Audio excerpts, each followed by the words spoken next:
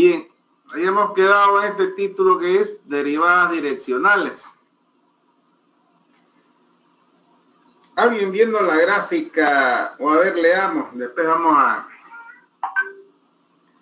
a ver qué entienden, qué se le viene por la mente sobre este punto. Derivadas direccionales. Se llama así a una derivada generada por un plano paralelo al eje Z, dice, ¿no? Fíjense, una derivada generada por un plano paralelo al eje Z. Estamos hablando de la altura. Oblicua, dice, a los planos X, Y y YZ. Entonces, teniendo en cuenta que la derivada de Z con respecto de X, dice, es la derivada en la dirección del eje X, y la derivada de Z con respecto de Y es la derivada en la dirección del eje Y. Dice, ¿no? Se la representa la derivada direccional de la función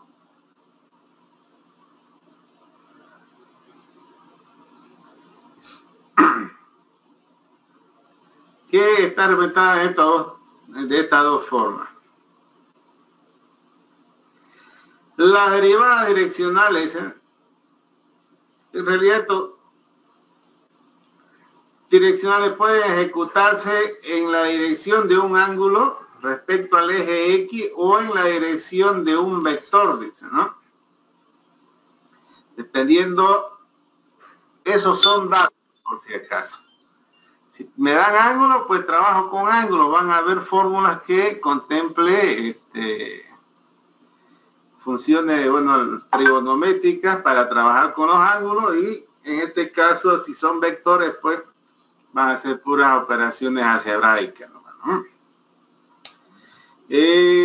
Luego ese gráfico nos muestra que un plano pi es oblicuo a los planos X, Z y YZ, dice. Con un ángulo respecto al eje X, corta la superficie Z cuya traza es la curva C. Y si en el punto P sub 0 ya se traza una recta T tangente a la curva C. La pendiente a esta recta será la derivada de dicha curva, pero para la superficie significará la derivada direccional según el ángulo. Y aquí nos da la derivada direccional según el ángulo, ¿no? Porque fíjense, dice, tendremos que hallar nosotros la función. Ya, primero la derivada de Z con respecto a X multiplicado por el coseno de su ángulo más la derivada de Z con respecto a Y multiplicado por el seno del ángulo, en este caso que corresponde en el sentido de la recta de la ordenada Y, ¿no? Bien, entonces, con eso que hemos hablado, ya ¿qué se le viene a la mente? Bien, tenemos nosotros ahí una superficie.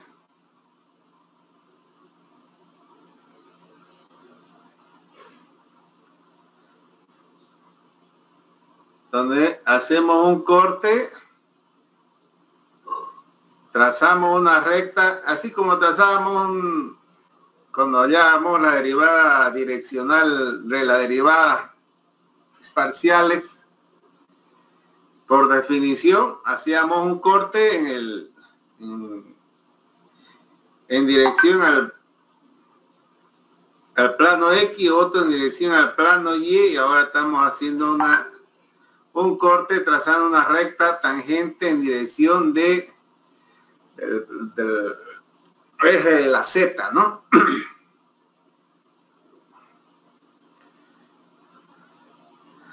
Aquí vamos a dibujar, a ver.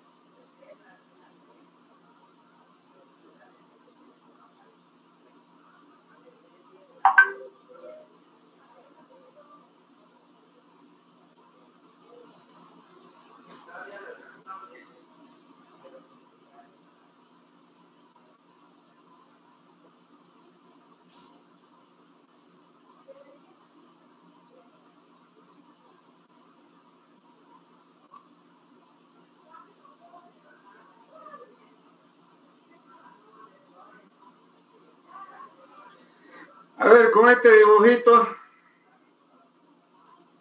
más bonito.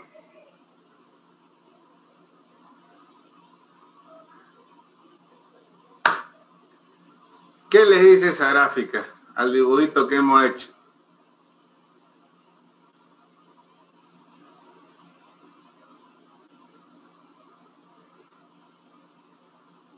Que un árbol está puesto en tierra. Ya.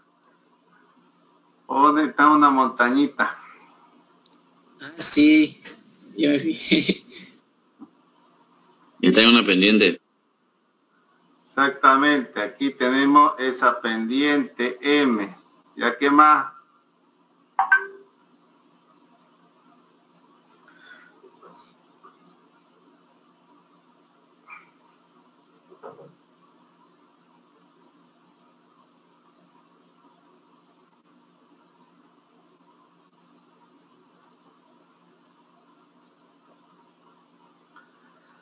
Bien, fíjense, esto quiere decir que cualquier objeto, cualquier superficie, nosotros con relación al punto 00, si yo tengo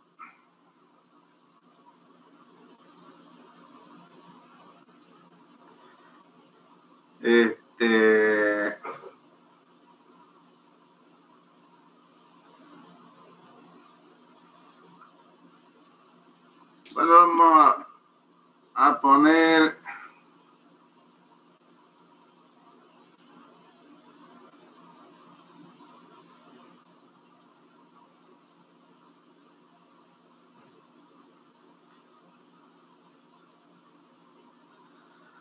a ese cubo de ahí.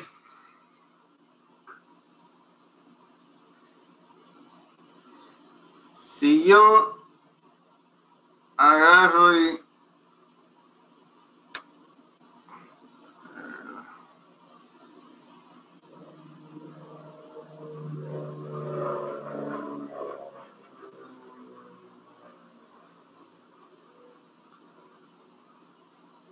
ahí está. ¿Cómo lo veo al cubo ese yo? Está asentado sobre el plano XY, está por arriba, está por abajo.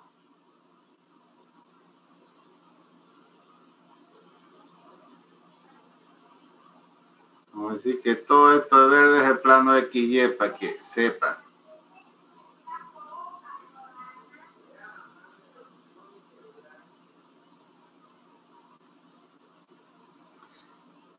Ya, por otro lado, vamos a ver si este está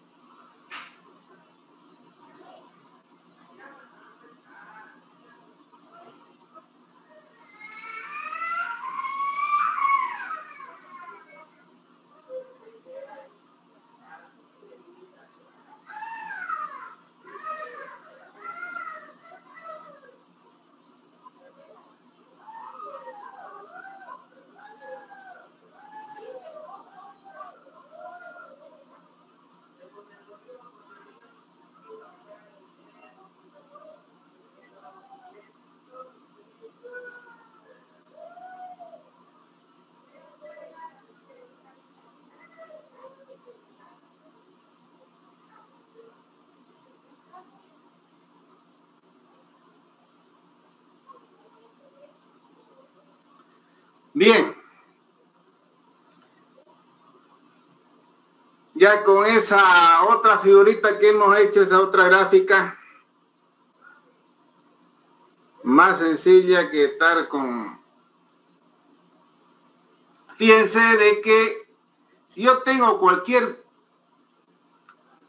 superficie, yo voy a hallar la derivada direccional, yo voy a ver si este cubo de aquí que hemos dibujado, ya si la derivada direccional me da 0, entonces voy a decir que el cubo está perfectamente asentado sobre una superficie plana, referido al plano XY. Y voy a ver en qué sentido está. Si está más al lado direccionándome hacia el lado de la eje de la Y o direccionándome al eje de la X. ¿Ya? Pero si la derivada direccional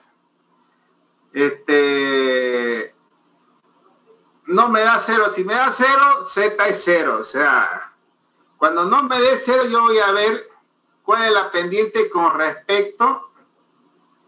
Fíjense, si la derivada direccional no me da cero, estoy hablando de nuevamente, voy a tener una pendiente en dirección del eje Z, para arriba o para abajo va a estar la inclinación. Y al mismo tiempo voy a ver si ese objeto se está dirigiendo hacia al lado de la eje Y o hacia el lado del eje de las X.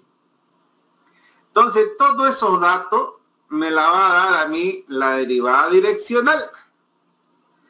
Por ejemplo, acá, fíjense, en este otro dibujito del arbolito si yo agarro y quiero ver el tema del arbolito, hago pues mi medición y voy a ver si está con relación al eje XY, ya el plano XY, que es la base, si está por arriba, si está por abajo, calcularé, me dará un resultado. Si no es cero, voy a ver si está por arriba o por abajo, pero en el eje de la Z. Y más a qué lado está, si está al lado de la X o al lado de la Y. Entonces, es interesante esto porque más que todo nos ayuda al posicionamiento de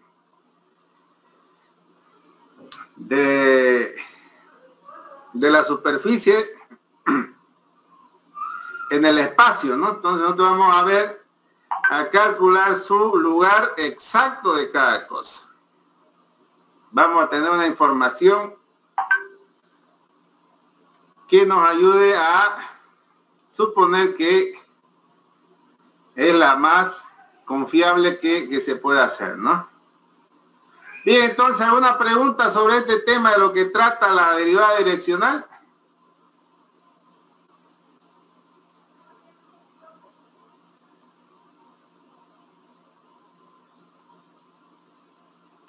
Jóvenes. Yo ninguna, ingeniero. Digo. No, ninguna, ingeniero. Por el momento. Bueno. Vamos a seguir entonces. Y entonces aquí todos teníamos ya la derivada direccional. Cuando, fíjese, la única diferencia de la representación es cuando yo tengo D, un ángulo y F, entonces va a ser cuando a mí me den los ángulos. Y debo utilizar esa nomenclatura, ese símbolo para representar. Y ahí cuando yo tengo así es cuando me dan los vectores. Cuando tengo datos sobre vectores es de la otra forma. Entonces la definición de la derivada direccional está definido, dice, cuando sus variables se incrementan en una instancia, dice, en un delta H, cuya expresión es la siguiente. Dice, para el caso de dos variables, bueno, tenemos nosotros ahí y de tres variables. Y dice que la derivada direccional va a ser igual al límite del delta H, dice, ¿no? Fíjense aquí de que tenemos a diferencia de la derivada por definición, fíjense ustedes de que aquí hay una pequeña modificación. Yo cuando hallaba la derivada con respecto de Z con respecto a X, solamente el delta X, cuando X tendía a 0, se aplicaba aquí y esto no se tocaba y esto era lo mismo, ¿no? ¿Se acuerdan? era la función incrementada menos la función sin incrementar sobre delta X. Pero aquí, como estamos hablando de espacio, de distancia, fíjense que la diferencia es que yo voy a ver en ambos al mismo tiempo qué distancia está variando, porque es a la variable, dice, está viendo cuando sus variables se incrementan en una distancia delta H. O sea que va a haber un incremento, una variación, menos la función original, o sea, la sin incrementar sobre delta de H. Y son tres variables, fíjense, a las tres paralelamente le estamos aumentando su incremento. Reemplazamos, ya sabemos cómo se reemplaza, hemos hecho el incremento y el diferencial de una función. Entonces, para que ustedes vayan recordando y volviéndolo a estudiar.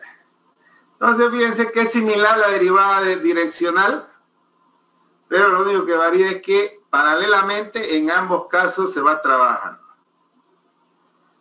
Después tenemos de que la derivada direccional en la dirección de un vector, dice, sea el vector A, dice. Por eso es que D de A, F, dice, ¿no? Cuando aquí en esta parte, dice, se la representa así o así, ¿no ve? Entonces esta A viene de ahí. Pero cuando tengo datos de un vector, dice, ¿no? Entonces, la derivada direccional en la dirección de un vector, sea el vector A, dice, igual a AX sub Y más AY sub J. Fíjense de que nos está dando siempre, es como diga X más delta H más Y más delta H. Entonces, pero nosotros ya tenemos identificado el vector en el sentido de la X y en el sentido de la Y. En la función Z igual fxy, donde dice, ¿no? Fíjense, tengo el coseno del ángulo. Va a ser igual a el vector,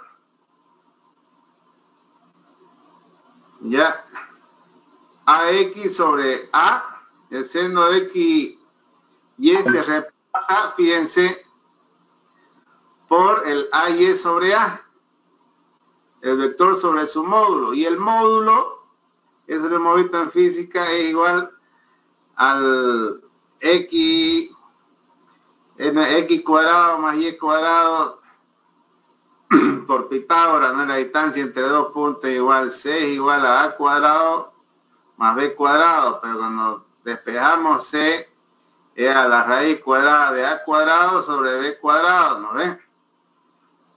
Entonces es la misma. Para calcular el módulo tenemos que el vector en el eje de la X al cuadrado, su valor, en este caso X, en este caso hay el valor de Y,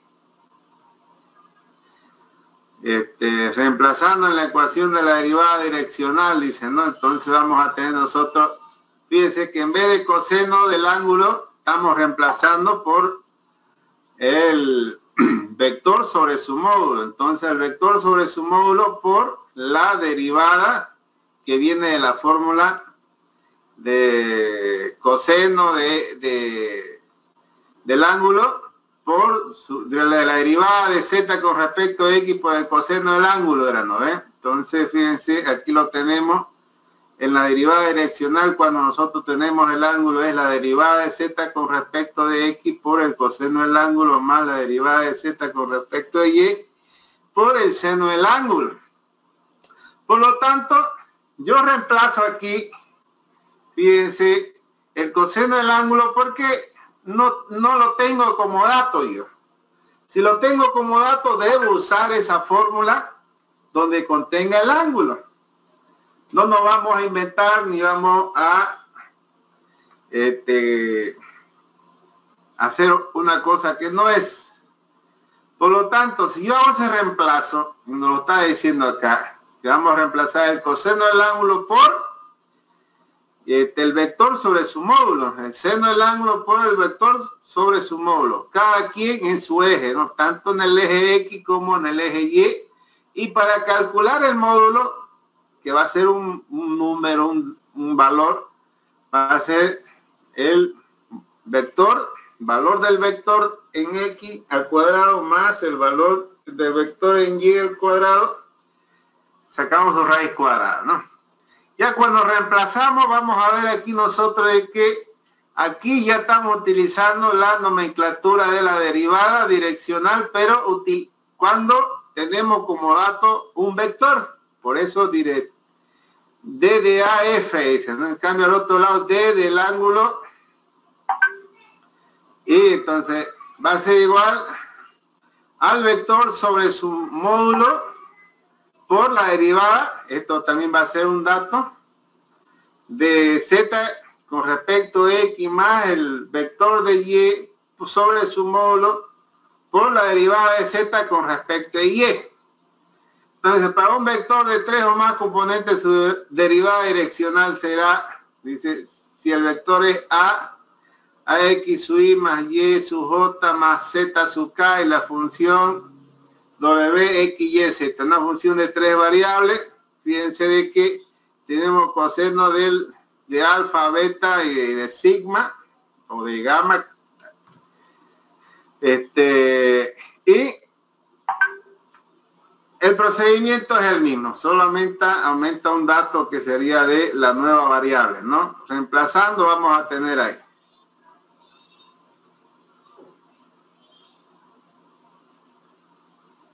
Bueno. ¿Por qué esto se ha parado ahí? Y entonces aquí en el ejemplo aclaratorio 1 tenemos, fíjense, hallar la pendiente, dice, de la superficie. La pendiente de todo ese bloque. Vamos a ver si está inclinado para abajo, para arriba, en dirección de la Z.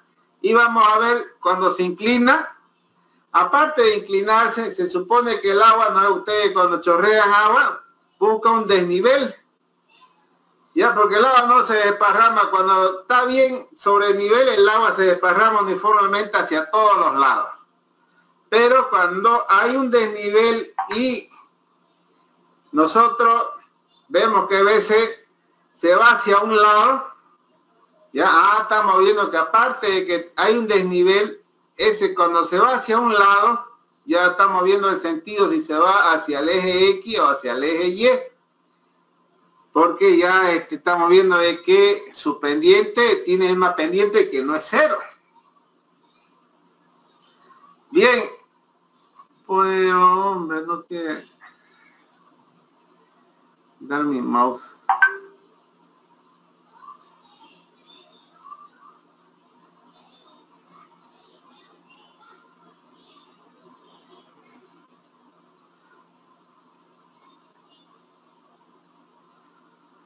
Bien, fíjense, entonces, a mí me da estos datos. X cuadrado sobre 4Y al cuadrado sobre 9 y Z al cuadrado sobre 16 igual a 1. Y me dice en el punto P sub 0, 1, menos 2. En dirección, fíjense, en dirección, dice, del vector A igual a 3 sub I menos 4 sub J. Bien, entonces yo voy a agarrar, fíjense que el AX es 3, fíjense, porque aquí yo tengo el vector A. Aquí tengo su componente, entonces AX es 3 del 3i y el AY es 4 del... Entonces saco el módulo, fíjense, tengo aquí 3, me va a dar 5. Y pongo mi derivada direccional acá. Porque me han dado esos datos, el AX sobre A. Fíjense que el AX vendría a ser 3 y el A vendría a ser 5. Pero no he derivado todavía, no he hecho la derivada de Z con respecto a X y la derivada de Z con respecto a Y. Entonces, reemplazando el punto 1 menos 2 queda, ¿no? Para hallar Z.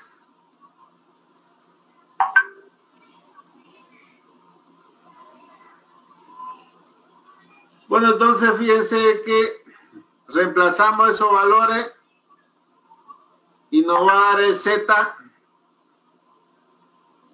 Hallamos el valor de Z.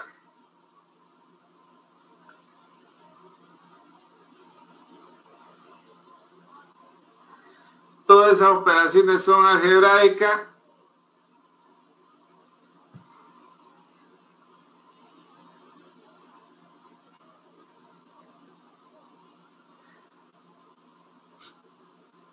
Ay, caramba, quiero resfriar.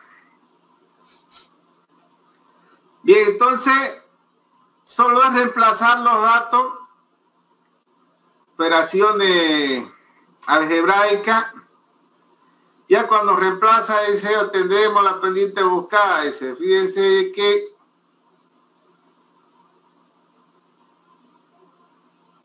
es reemplazar. Vamos a tener la pendiente.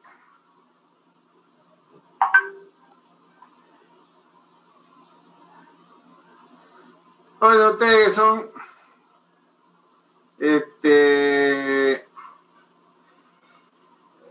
muevo el mouse y se me dispara como loco para todos lados y no me quiero obedecer. Ese problema de virus, ¿qué puede ser?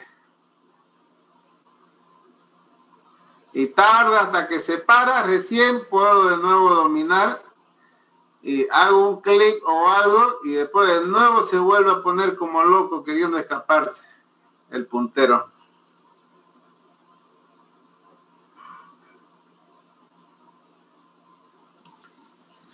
¿Qué problema puede ser ese? Virus nomás, ¿no? Sí, ingeniero. Sí, puede ser. Entonces tengo que hacerla resetear.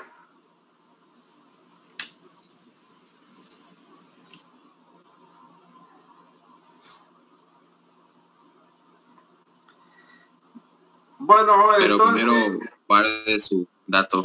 O sea, ahí también pueden hacer que se guarde todos sus datos que tiene, para que no los pierda. Que recién le pone un antivirus, ¿no? Yo compraba antes el Valdivia, o sea, yo...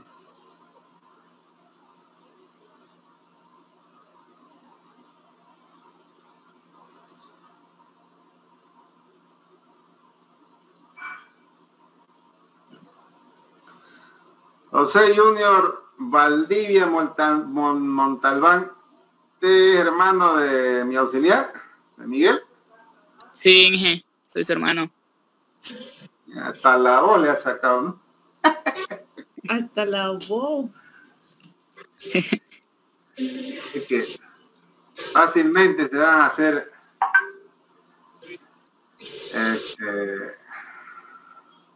y usted está en la materia, ve que está oyente nomás. Estoy en la materia. ¿Qué carrera está? Igual en ingeniería petrolera. Mire, yo no es que lo desmoralice, pero estamos Sí, igual. no hay trabajo. Eso es lo...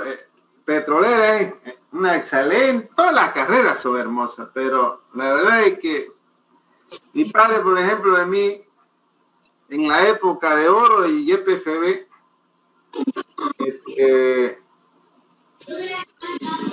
va a acabar el enlace, voy a mandar otro y la seguimos la charla ahorita, ¿ya? Ya.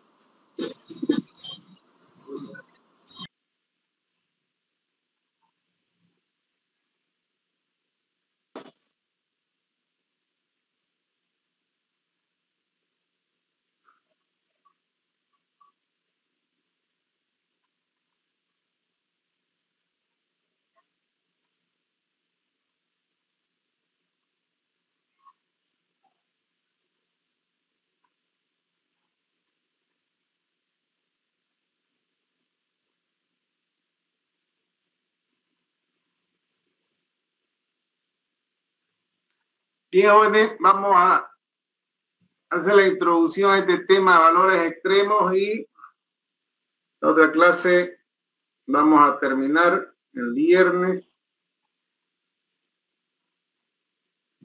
Fecha. Viernes 23.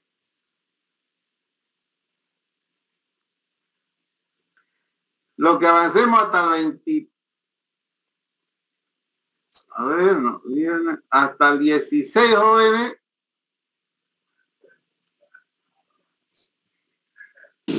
Vamos hasta ahí, vamos a entrar a integrarle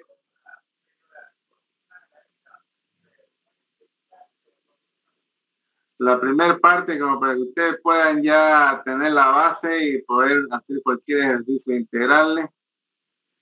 Porque después la otra semana voy a tomar parciales y son hartísimos ustedes, así que yo más me demoro una semana en corregir sus exámenes. Tengo 5 grupos y desde el lunes 19 voy a empezar a tomar el examen a todos mis grupos. No he tomado ni un examen porque yo no quiero que me la hagan como me la han venido haciendo. ¿Cómo se dice? Hasta me se amanecer hasta las 2 de la mañana corrigiendo los exámenes. Y al final viene retiro, ¡pop! Retiran y se van y después me quedó el desvelo. Bien, jóvenes, entonces los valores extremos. Ya hemos visto lo que son las derivadas direccionales. Depende de los datos que ya les he dicho que van a reemplazar. No hay nada difícil en ellos. Entonces vamos a venir aquí a los valores extremos. Dice máximos y mínimos. Ustedes también han visto en cálculo 1 lo que es máximo, lo que es mínimo, ¿no? Pero a diferencia de que era con relación a una sola variable y cambió un poquito, pero la lógica es la misma.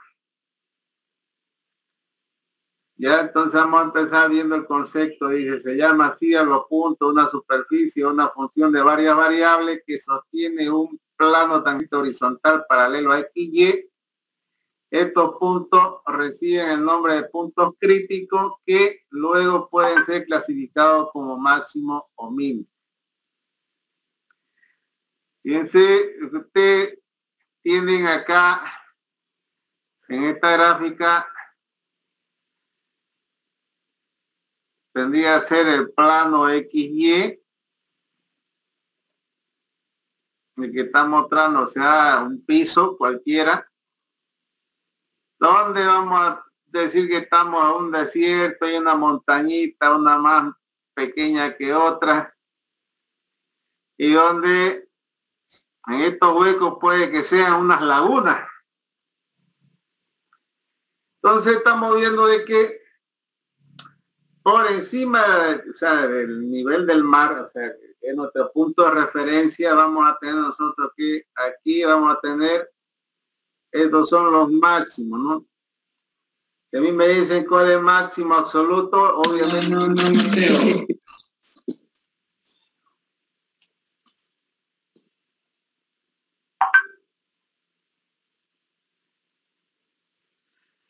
Por favor, su micrófono ya. Si a mí me pide un máximo absoluto, yo tengo que indicar el que está más alto, el que se nota, y el otro también es máximo, pero un máximo relativo, porque puedes ver por acá otra montañita que tenga otro punto ahí. Bueno, en realidad estos se llaman los puntos críticos, los PC, que cuando nosotros lo empezamos a calcular no sabemos si es un máximo relativo o un máximo absoluto. Solo sabemos que son puntos críticos y cuando lo calculamos vamos a saber de que solamente es un máximo o solamente que es un mínimo. Pero la única manera que vamos a ver nosotros para diferenciarlo si es un máximo relativo o un máximo absoluto, va a ser graficándolo. O también comparando la posición, o sea, su punto espacial, ya cuando nosotros ya tenemos el valor de Z, ¿no? Entonces vamos a tener nosotros la posición del punto en el plano X, Y, Z. Y si nosotros tenemos acá el plano X, Y, Z, si el punto está por acá o está un poco más bajo, vamos nosotros a mirar, ya, ¿cuál vamos a mirar para saber si es un máximo o un mínimo? El valor de X, Y, Z.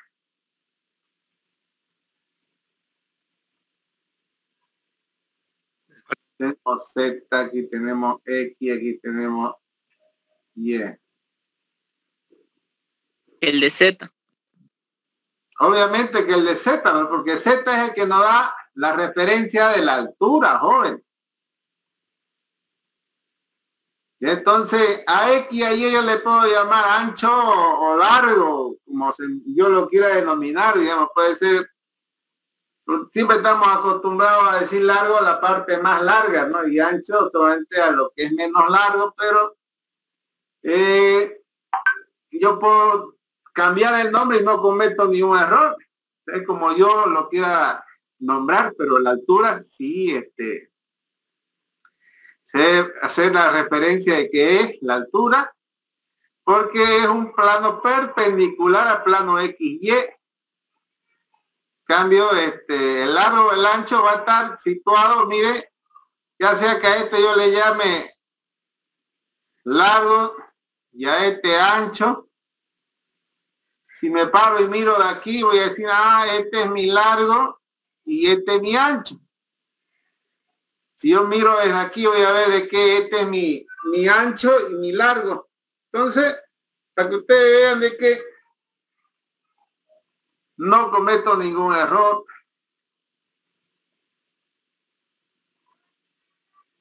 Bien, entonces estamos viendo ya lo que hemos explicado, que es un máximo relativo, que es un mínimo relativo también. El máximo absoluto es el punto más alto. Ya hemos dicho que nos vamos a dar cuenta cuando encontremos el punto Z. El de mayor valor, ese es el que vamos a denominar el máximo absoluto, y el de menor valor es el que vamos a denominar el mínimo absoluto. Bien, pero aquí viene algo diferente, que es el punto de ensilladura. En el punto de ensilladura, ustedes en cálculo 1 solamente han visto el punto de inflexión. Y aquí vemos de que ya cambia un poquito el panorama.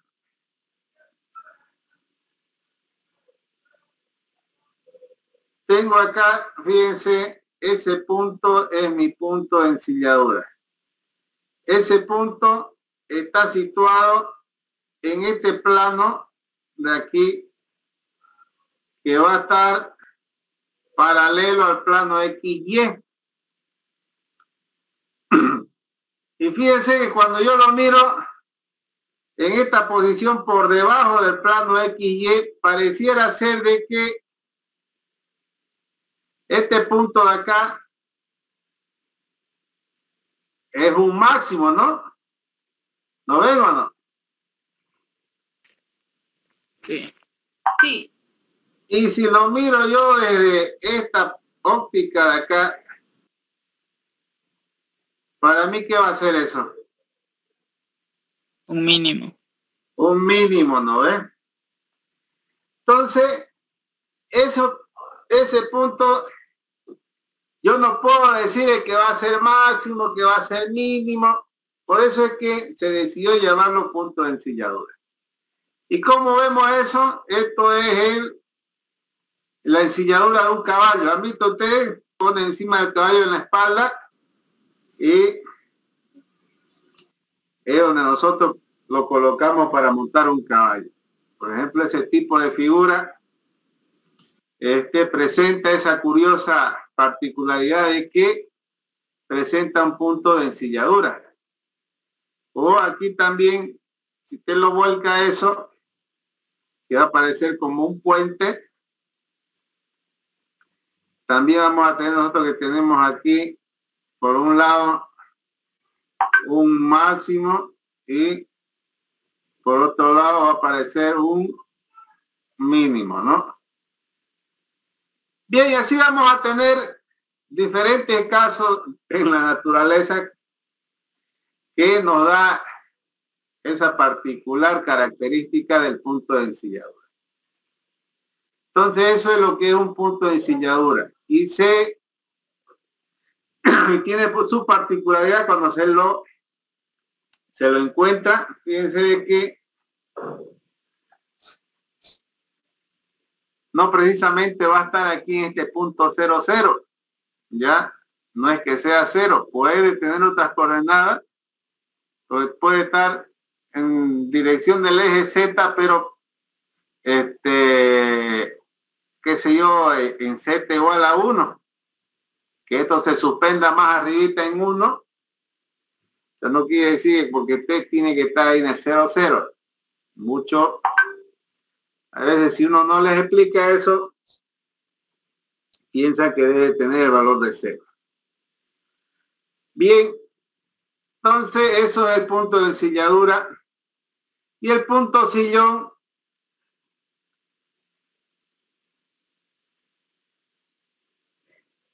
ya es algo parecido a lo que han visto ustedes en cálculo 1.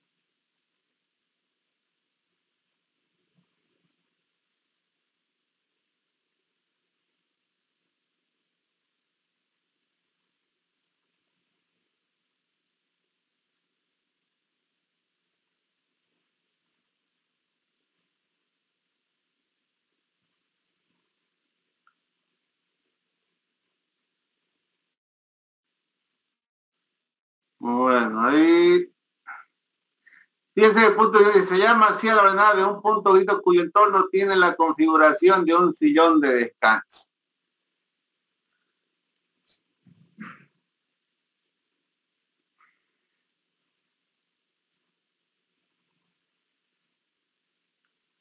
Nos decimos la diferencia a un punto de ensilladura está en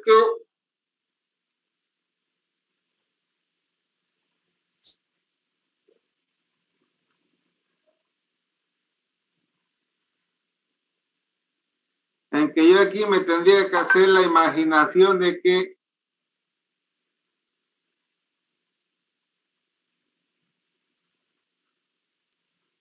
bueno, es de un punto de inflexión, pero cuando yo vengo desde abajo, para aquí es un máximo, y si vengo arriba es un mínimo, pues entonces esa característica es la del punto sillón.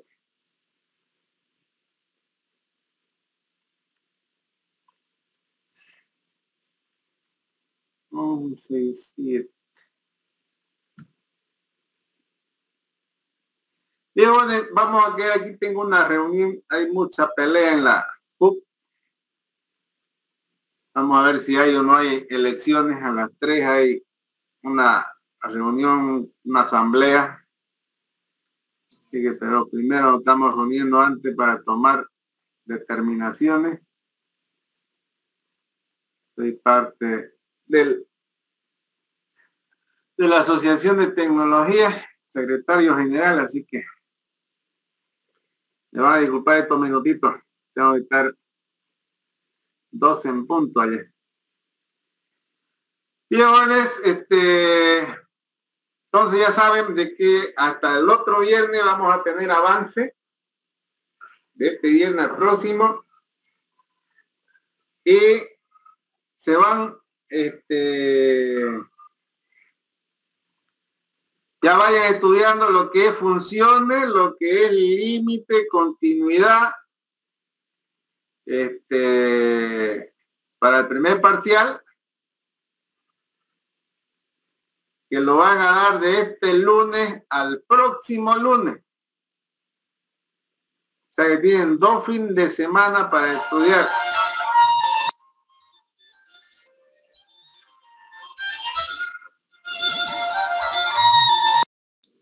Presentado el práctico, o sea, los prácticos del grupo ingeniero. Se presenta al final de semestre, ¿no? Los prácticos a final de semestre, yo ingeniero. Ah, ya, muchas gracias. Sí. Sí, eso digo. Compañeros, confirman por favor si el examen es el 19, ¿verdad? ¿De julio? Sí, a 2 lunes, dijo. 19. Ah, ya. Gracias. De nada. Bien, jóvenes, disculpen. Justamente me pegaron una llamada y a lo que estaba hablando con ustedes, no sé si escucharon mi teléfono. Lo vamos a dar ahí entonces el tema de los prácticos que les escuchaba que hablaban de todos los temas que hemos avanzado. Tienen que presentarme el práctico ya ahí en el módulo 224 en la sala de docentes de los profesores. Se lo va a dejar a la secretaria que se llama Melissa. Ya entonces, eso por un lado, y una listita de cada práctico. Tienen que agarrar y ponerme quiénes trabajaron y quiénes no trabajaron. Si no tengo ese informe, por más que pongan todos han trabajado, pero lo quiero ver. Ya, si no tiene ese informe, pues entonces no va a valer lo que tiene que valer su práctica.